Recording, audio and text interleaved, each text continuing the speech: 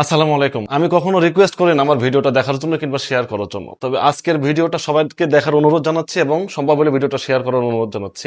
ওর মালয়েশিয়ায় পাঠাইলাম। জি। পাঠানোর পরে কাজ করতে করতে পুলিশ ধরে নিয়ে গেল।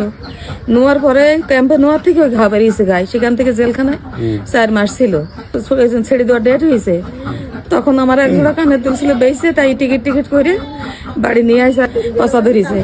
যে অবস্থা এতই খারাপ যে ঢাকা পর্যন্ত যাবে, যে চিকিৎসা ডাক্তার দেখাবে সেই কোনো টাকা পয়সা নেই। আমার স্ক্রিনে যে ভাইটাকে দেখতে পাচ্ছেন, ইনি একজন মালয়েশিয়ান প্রবাসী। মালয়েশিয়ান ইমিগ্রেশনের হাতে ধরা খেয়ে জেল খেটে দেশে গেছে এবং তার পরিণতি আপনারা দেখতেই পাচ্ছেন। তার পুরো শরীরে ঘা হয়ে গেছে এবং একটা মর্মান্তিক অবস্থা। ওনার ফ্যামিলিগত ভাবে আপনারা সবকিছুই শুনলেন তার মায়ের মুখে। এই রমজান মাস উপলক্ষে আজকে দিবাগত রাতে আমরা হয়তো সবাই সেহরি করবো এবং রমজান মাস শুরু হবে। যে যার মতো হয়তো দান খয়রাত সদকা দিব। আমরা যারা প্রবাসে আছি, যদি সম্ভব হয় সবাই অল্প যার যতটুকু অ্যাবিলিটি আছে একজন মানুষের ইফতারি খরচের টাকাটাও যদি দেন, তাও হয়তো ভাইটা একটু চিকিৎসা হইতে পারবে। তো স্ক্রিনের উপরে ওনার বিকাশ নাম্বার দেওয়া আছে। আপনারা যারা দান করতে ইচ্ছুক আছেন, আপনারা চাইলে এই ভাইয়ের সাথে সরাসরি কথা বলে তাকে আপনারা কিছু টাকা সহায়তা করবেন। একজন প্রবাসী হিসাবে যতটুকু সম্ভব হয় আপনারা সাহায্য করার চেষ্টা করবেন। হায়াত মাউত আল্লাহর হাতে। তবে একজন প্রবাসীর এই করুণ পরিণতি দেখে আসলে অনেক খারাপ লাগতেছে। আপনারা যারা সাহায্য দিতে না পারবেন, অ্যাটলিস্ট আমার ভিডিওটা শেয়ার করে দিন। আমার এই ভিডিও থেকে যতটুকু রোজগার হবে সেটা অ্যাড করে এবং আমি নিজে ব্যক্তিগতভাবে কিছু দিয়ে আমি চেষ্টা করব